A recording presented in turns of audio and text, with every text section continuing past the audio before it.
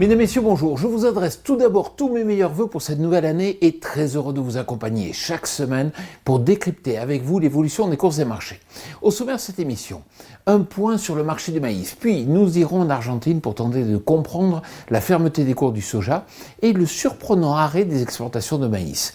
Enfin, nous évoquerons la nette amélioration des conditions de culture des blés dans l'État du Kansas. Paradoxalement, l'année 2020 s'est terminée avec des cours des céréales qui ont atteint les plus hauts niveaux de la campagne. Cela malgré les fortes incertitudes économiques liées à la reprise de la pandémie. Comment l'expliquer?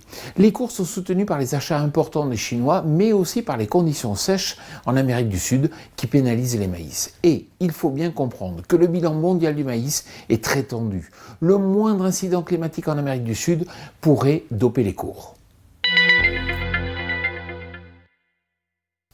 Situation perturbée en Argentine avec 3 semaines de grève dans les ports. Elles ont cessé certes le 30 décembre 2020, mais l'activité portuaire n'a pas réellement retrouvé son état initial. Méfiants, les travailleurs argentins attendent un accord officiel pour se remettre pleinement au travail et des retards persistent dans les usines de trituration comme dans les chargements portuaires avec plus d'une centaine de bateaux bloqués. Et cela suffit à soutenir les cours du soja et aussi ceux des autres oléagineux. L'Argentine souffre aussi d'une dévaluation chronique de sa monnaie. Quelques chiffres pour bien le mesurer. Un dollar valait 4 pesos il y a 10 ans, il en vaut aujourd'hui 84.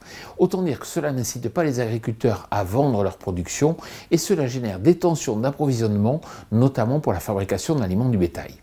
De ce fait, le gouvernement argentin a été obligé d'acter l'arrêt des exportations de maïs en janvier et en février 2021 pour soulager le marché national. Au niveau des volumes échangés à l'échelle mondiale, cela pèse peu, mais l'effet d'annonce a surpris et cela a participé à soutenir la hausse des cours du maïs. 46%, c'est le pourcentage des cultures de blé notées dans un état bon à excellent au Kansas qui, comme je vous le dis souvent, est le principal état producteur de blé aux États-Unis. Cela a progressé de 13 points par rapport à la dernière publication, mais cette notation reste faible en raison bien sûr des conditions sèches de semis.